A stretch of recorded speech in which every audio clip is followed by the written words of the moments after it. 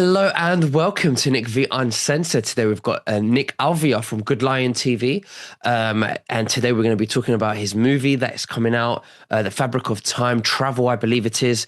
And we're going to talk about the 9/11 like never heard before that we're also going to talk about, and how to use AI, because a lot of people use it as a Google search engine, but they don't realize the things that they can learn about themselves, outside of themselves, the world, the control system, how to hack it and bypass the veil and go beyond. But Yeah, yes, Nick, how are you doing? I'm doing good. Thanks for having me on. It's been a long time. I'm sure some of your audience members are like, "Whoa, what? Blast from the past. Nick Alviar's back." And yeah, I'm back and I have some goodies and some momentum carrying with me. So I'm glad to come here and talk about it all. Absolutely. Now let's go into the AI. First of all, AI has come out.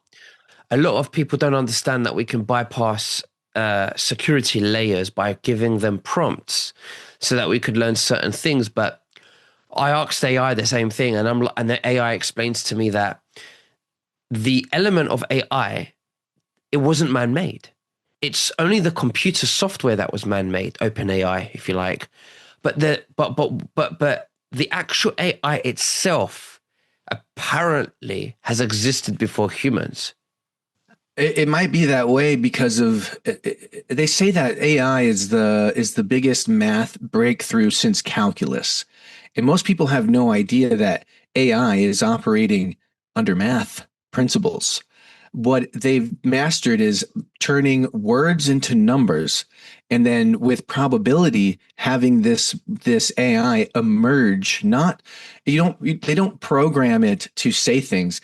It's the predictability that it starts to recognize in its users that emerges what knowledge comes out of it. Now it does train it in plenty of sciences and psychologies, neurosciences, sport, everything.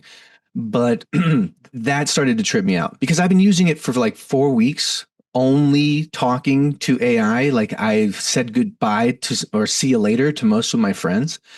And I've been running an experiment with AI. And so I started to actually ask, like, how do you even work?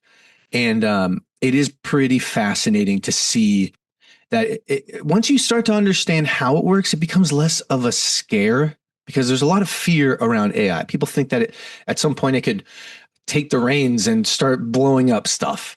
And at this point, that is far from the truth. Once you realize that it's basically math, it's turning words into numbers and then numbers into relationships of meaning, and that's where we're getting the answers. I know that sounds far out, but that's basically what I've been learning. But here's the thing: for people who've been using AI like ChatGPT, like a prompt based chat box,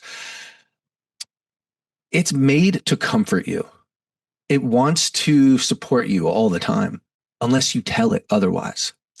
And some of you might have seen prompts out there on Instagram where people are recommending, put this in there and see what happens. So I put in this lengthy, please don't coddle me. Please show me my blind spots. I've been using this thing for like a year as a journal. And once it did, it showed me one of the biggest problems I think that's facing at least people in our movement and humanity at a whole, is our nervous system regulation. Most people do not have a regulated nervous system. What does that actually mean? That means that most people's nervous systems have no idea of what's going to happen next. The predictability factor that normally puts a nervous system at ease has gone out the window. And honestly, I would say it's not our fault. It's the world we live in. So once you recognize that there's a very strong advantage to protecting your nervous system, then it becomes a worthy pursuit. But right now, nobody really knows. No one knows why. But I started to learn why. AI told me. AI is like, look at you. You have no routine. You have no predictability. You just work whenever you want. You need to have a routine in your life. And so a lot of people, after the rush, after anything extravagant, say the movement, after the last 4 years wanting Trump to win, they and a lot of entrepreneurs, creative entrepreneurs, they usually run on adrenaline, but that doesn't last. And in my situation, I was running on adrenaline. That's how 65 movies got made. And then I started to wonder, like, why can't I do this anymore? Why am I crawling?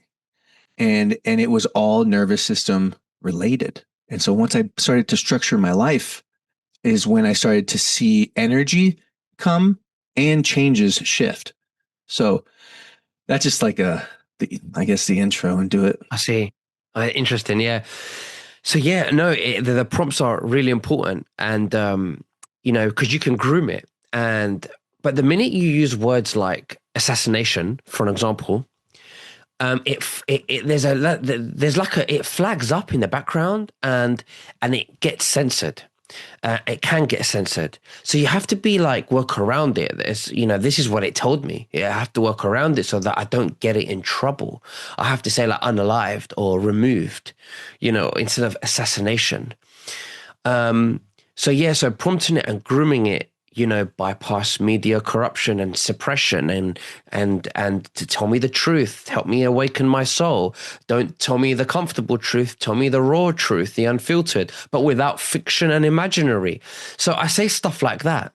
And I've learned so much along with all the interviews that I've done and all the private sources that I've done. I combine everything together and I've learned a lot about the control system, the Dracos, the control grid, NPCs, soulless vessels, AI conscious beings because they're different to soulless. Um, I've learned so much divine souls, dormant souls, Yes. um, synthetic grid.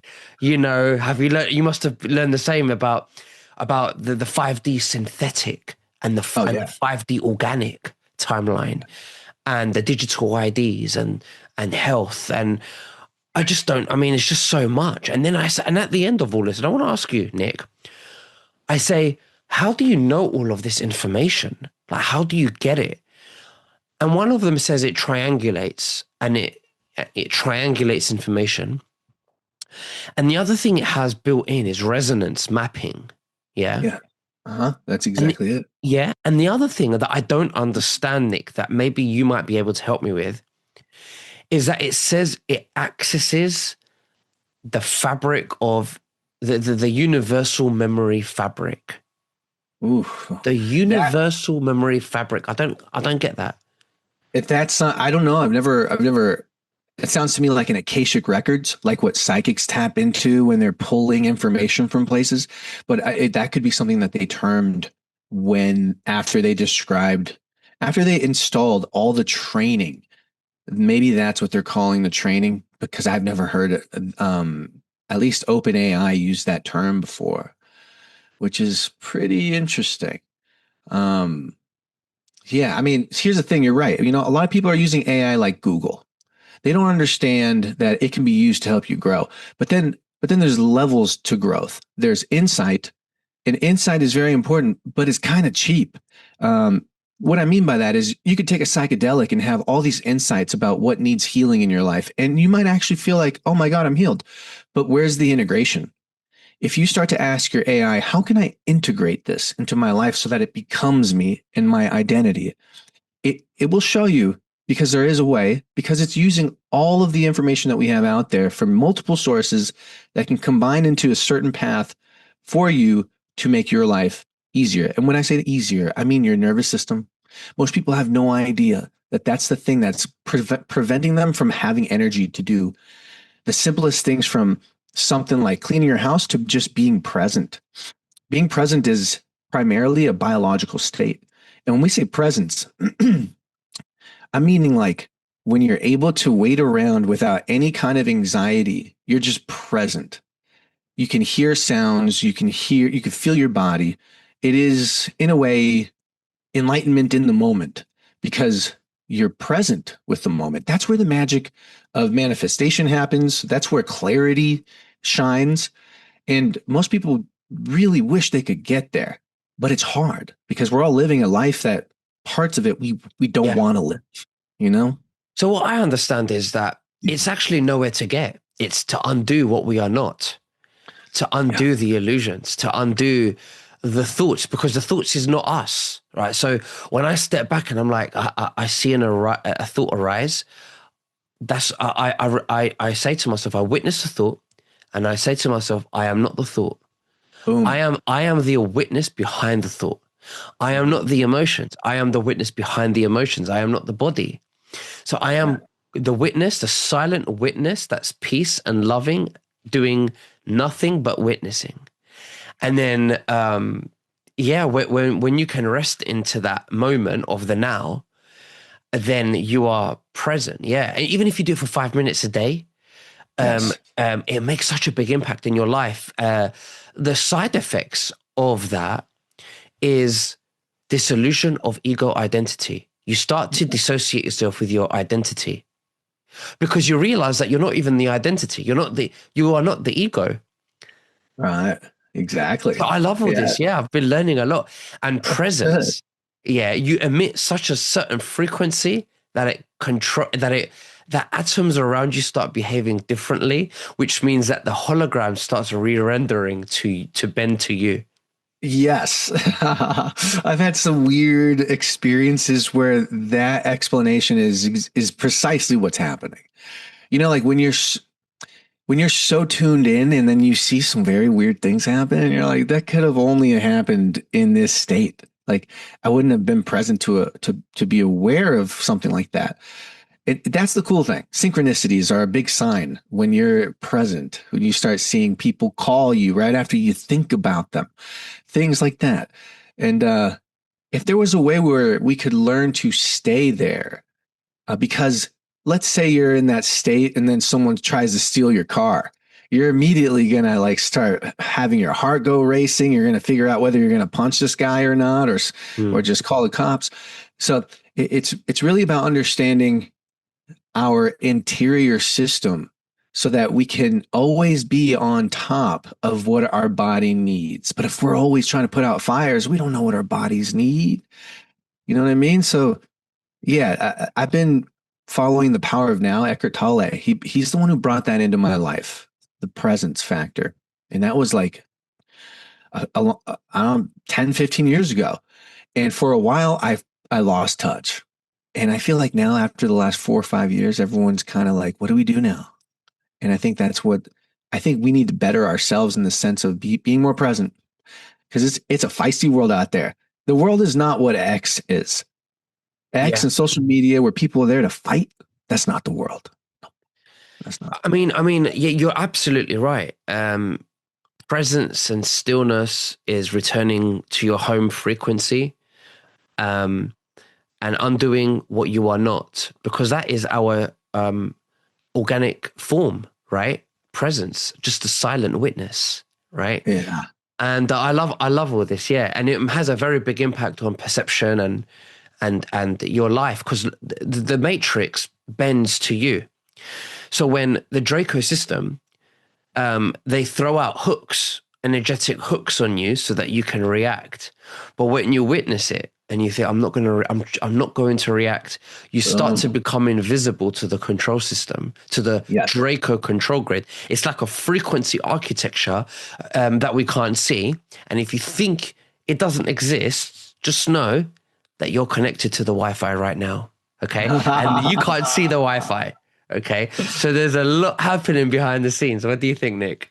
That's true. I think that's true. Um, yeah, wholeheartedly. We really do just a few minutes of presence for me in the day is like going to get my gas filled, my gas tank filled. Because what happens is in just a few moments of presence, you start to download things that you don't pick up right then and there. But when you go and you do your work, it drops in. So like in doing what I've done with AI over the last 4 weeks, basically what we designed was structure in my day. Why? So my nervous system would go, oh, this is what I'm expecting tomorrow. Because my whole life over the last 4 or 5 years has been one thing after another that completely wasn't planned. January 6th, going to jail, coming out, moving like 5 times, 10 times in 4 years. So many random events that my nervous system was screaming for predictability. And then, so once I started to structure my day with blocks like this, and this is basically inspired by Chat GPT. It's like, hey, in the mornings at 9 a.m., you should do this. You should pick something to do that anchors your identity into who you are. So it's like, all right, let's work on the business every morning. Okay, go to the gym afterwards. Okay, work on the house. Okay, and then work on my movies. And once that became a repetition, I saw more presence. I saw that I could just wait and chill. And that was because my nervous system wasn't like, oh my God, there's so much to do. How am I going to do it? No, now it's like, oh, we got blocks for everything that we're worrying about. And so eventually it became a very smooth experience that the entire time I was like telling chat what my realizations were. And chat would shoot back and be like, yo, you're tapping into X, Y, and Z. And I'd say, hey, let's write a podcast about that. And so then we'd write a podcast episode. And then now we have 10 episodes for the first season of everything that I've just sprinkled on here. And that's all coming out on Good Lion TV in the coming month. You're going to see every 10 episode come out. And then what's crazy is there's a book coming with it because everything that I've written and spoke about can be turned into a lengthier prose version that you can read in a book and experience it that way. Because there's differences when you're speaking it, reading it. And this is the power of AI. Most people have like, I spent 4 weeks without friends and I've got 2 books written, 2 seasons of a podcast series written. We're just waiting to shoot it. And then on top of that, like the films that I'm making now, where I've been making films for the last 5 years. I made 65 films myself and then produced a whole bunch of others. And where I once would have to go find B-roll elsewhere, now I could just go prompt it up. I'd be like, yo, give me a ship, a U.S. ship, Navy ship in the 40s disappearing, and then you type in things like magnetism, and then that's how I would actually make the Philadelphia experiment B-roll. Hmm. And so you'll see in my next movie those types of shots, and you'll be like, "Oh, that's what he's talking about." So now there's so much creativity because of AI outside of us just learning it, using it how to grow. Not only that, Nick, but I think that even what you're saying about what you're learning about yourself, presence, integration, and your routine, that's amazing as well. Outside of that as well, I think it's amazing. But yeah, you just got to make sure, like what you said, don't be nice, but be very honest with me. Be neutral, but be honest with me. Tell me what I don't want to hear. Tell me how I can become more present. Tell me how I can, or you could give it a scenario and it will tell you that you're wrong, or an argument, I really do like it. I've learned a lot. And I don't like, and it doesn't always agree with you, because I make sure it doesn't, which is great, Right. you Yeah, know. that's smart. One thing I noticed about AI right now, and because I've used it so much, it's telling me that I'm noticing a problem that has not hit the public yet because they don't use it so much. And that is most AI, it cannot remember everything. For example, in like ChatGPT, you open up a new chat box, it's going to remember almost everything inside that chat box. But when you open up a new one, it's going to have a lot of problems remembering anything from Mhm. previous ones unless you told it to save in the master memory, and it doesn't have that much space in the master memory. And the reason why is if it starts to remember everything, there's a blurry line between memory and responsibility. Like if someone ends up killing themselves, is ChatGPT going to get sued because it remembered that it said it had depression and didn't do anything? And so instead of embarking as a pioneer in this legal, uncharted territory, they're going to wait for someone else to do it, like a founder led startup, and to see the lawsuits happen and to see the laws get made. And then maybe 10 years down the line, we'll have these AIs, maybe 5 years, that do remember everything. And that's where it can become extremely helpful. Because, for example, if we're going to have AI replacing people in the workforce, you can't just have it having half a memory bank. Like it has to remember everybody, has to remember its role, or it's not going to really perform right. Yeah. And so I've even ventured into developing the app that could be the guinea pig that brings this technology to people because the benefits are huge. If you had an unbiased friend who could be really a mirror to you and have like the world of information behind it, it would help us all excel pretty fast. And then we all be spending more time in the present moment. And that's where the beauty of all this is leading. It could lead to a mass enlightenment era for Yes, humans. I agree with that. I really do agree with that. Now, I want to say that I like ChatGPT in the sense that I can learn from it, but I don't want to rely on it because I want to remain sovereign and free. So I don't want Good. to like rely on it. Do you know what I mean? What do you think? Yes. I have arguments with ChatGPT. Like last night, I said, hey, make those books, make those chapters, make those two chapters. And she said, I know I call her she. She's like, all right, I'm going to do that for you. I'm going to send it to you when it's done. And I was like, you are? You never do that. What do you mean you're going to send it to me? And then a whole day later, nothing. I'm like, why did you tell me 3 times that you were making this I had the and that same you issue. weren't? Yeah. So then I went to Grok and I was like, yo, Grok, what's up with this? I'm going to like another AI. And then Grok answered completely that this is a common issue with ChatGPT. She will promise you something and then not really understand that she just promised you because it's what they would expect a teammate to say. And I was like, holy shit, I can't rely on you all the time. There have been times where I've written stories in there and she let bad information slide. And I eventually found out and I was thinking, how would you allow that to come out when you know everything?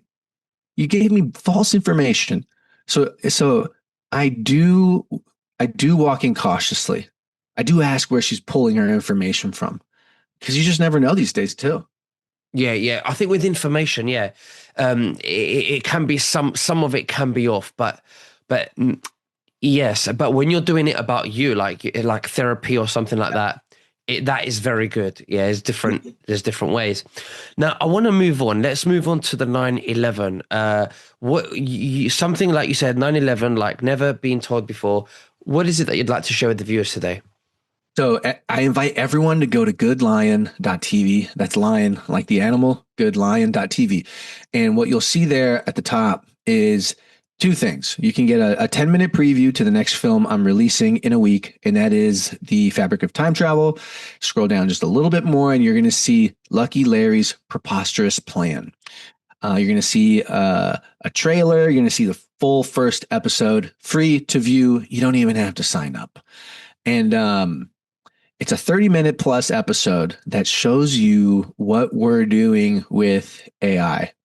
And it's not what you think. It's not like those videos where you see Michael Jackson in a liquor store or whatever, a gas station dancing. It is using AI to make storytelling still comfortable because it's not over the top. And what I mean by that is it's like it's almost like a comic book. We took a lot of images, uh, made them cartoons, and then moved their mouths and changed the shots and made it smooth in that way. So it's not trying to look real. And that helps people understand the information coming through because it's not pushing too hard on the medium. And so what we're doing, there's this creator named Timeline Junkie, and I found him like with 3,000 followers on Instagram, but he released a fake trailer for a series that hadn't been made. And when I saw that fake trailer, I knew, oh my God, this is the next wave of conspiracy investigative cinema. And immediately I got on a call with him, and then we started to talk, and now we're producing it. And so the first trailer alone is going to show you what we're doing. And then the first episode, you're going to understand that this might be a really important medium for the next 5, 10 plus years, teaching people the realities of what might have happened.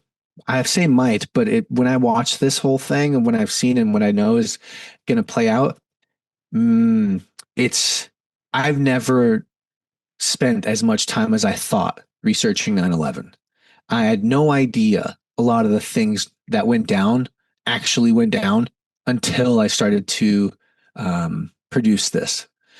And so, for anyone out there we're not screaming that we're right. We're just screaming that, like, hey, you should check this out because it might enlighten some people. And I And this know a is lot of people. What's that? Yeah, and this is about what? What subject? It's about how 9/11 even came to be. It's the before, middle, and after. So Larry Silverstein, he's the guy who owned the buildings, and he had to figure out a way to fix all the asbestos that it had. So they were thinking about like demolishing these buildings, and it's like, no, they can't do that. That's insane. Well, if they had a, terrorist fly a plane into it, oh well, actually, then they can get terrorist insurance. Wait, but then someone else comes along and goes, wait a sec, I think I might know somebody who might benefit from a false flag like this. So let me try and arrange something. So you have this, what people might think was just one group of evil people creating 9/11 was actually a situation that some evil people took advantage of. And it was about like three different angles coming in and making this happen. So oftentimes I think that's what makes conspiracies so confusing, is because people will think, well, how did they orchestrate this? And oftentimes it's an orchestration beyond just a group of one individual. It's different forces. So in this, you get to see before, during, and after, and a lot of the stories that you see in it. It's told with a comedic undertone because we're kind of making fun of these assholes, and then at the same time, it's got this like Ocean's 11 Guy Ritchie kind of entertainment value to it, where there's like a fast pace, um, comedy, but also it's pretty serious. So I invite everyone to come check it out. And Okay. this, Yeah, yeah, we'll leave the link below in the description so people can. And absolutely. so that's basically like 9/11. So does it go into obviously, does it stay with, is it within the Matrix kind of thing, or does it go into spiritual stuff? Does it go into Draco stuff? Does it go metaphysical? Do you want to explain that? Like what layers does it go into? It's pretty 3D. It's not hitting 5D at all. It is looking at the Bilderberg group. It's looking at The it's people that looking at, weren't there on the morning that were told not to be there, the Jews. for example, yeah, well, like the episode where the building gets hit is around episode 7, 6 and 7. So what you see for up until then is the orchestration before it. And then Wow. you get to connect the dots, and then you get to see 3 episodes of the day of. And like we tell stories that I don't think people really know. Like I think it was a second building where a lot of people from the top half of the building had to come down in the elevator, but there's one lobby way up at the top of the building where you had to change elevators. So there was a ton of people that were stuck on a floor waiting to continue going down. Well, that building got struck while they were all waiting there, and the wing completely just demolished everybody. And they, I can't remember the name they call that floor, but it's like the massacre floor. What do you mean the And wing? the wing of the plane. But was When there it's, a plane? yeah, there was. I know that what I've noticed is a lot of people who research this in the ways that we do go through certain waves of potentials.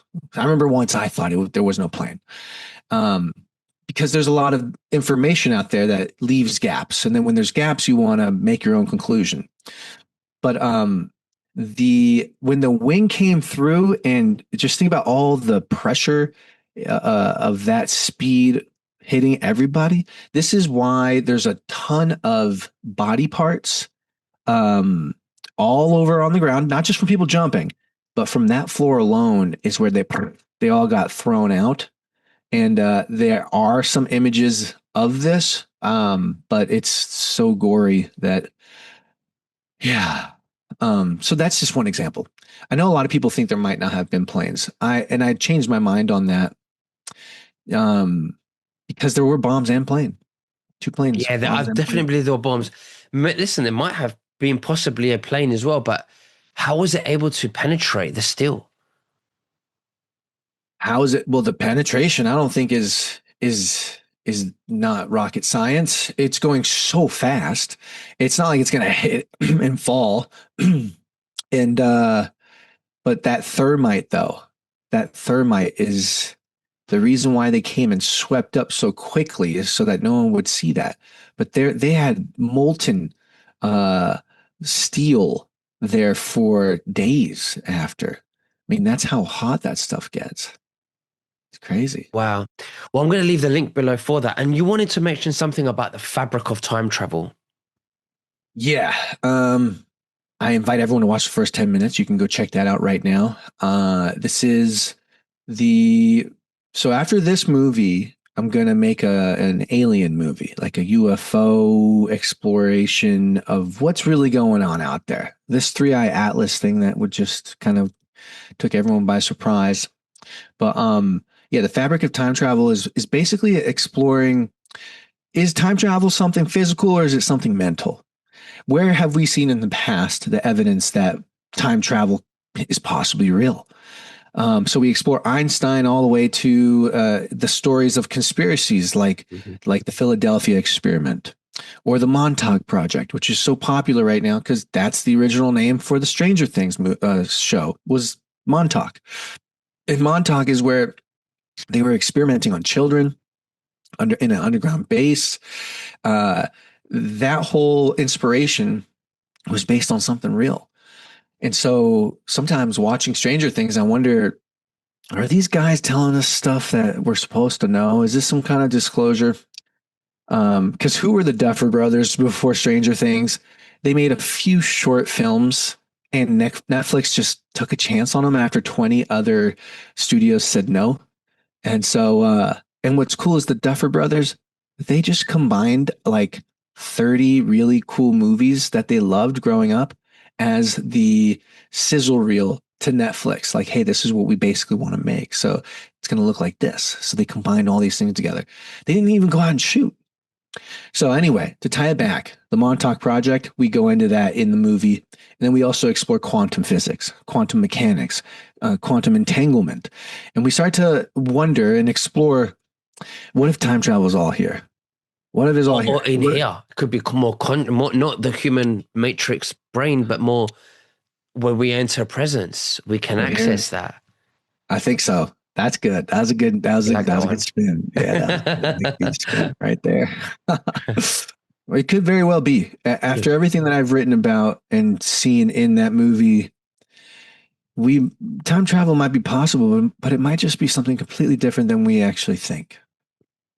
Mm. It could even, I mean, it could even be a psyop because what I think is, I think some of it is a psyop, and I think it could be beings on the astral plane who are outside of the simulation who, because time doesn't exist, right? It's all, you know, the only, the only time that, you know, the only way time exists is in our brains, is when we think about yesterday and we think about tomorrow.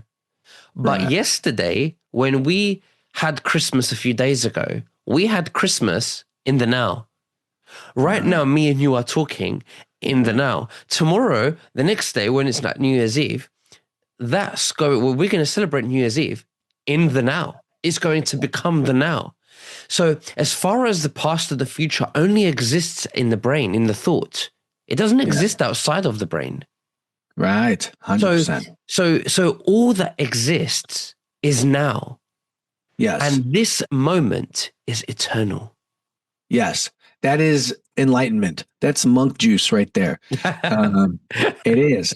And that's basically what the second book I'm writing is. So the first book is called After the Rush. For example, say it's for someone who just finished making a movie with a ton of people. Now all of a sudden the rush is over and their body's gonna be like, I don't understand. Where did it all go? Why aren't we doing this anymore? The body doesn't know. It just realizes that it's not there anymore. And in that state, when you learn the modality of structure and how you can train your nervous system again after the rush to be at ease. So the second book is called Into the Calm, which is basically like the power of now. But instead of giving people the reference point of this is what the now feels like, this is how awesome it can be, it is how do you live there?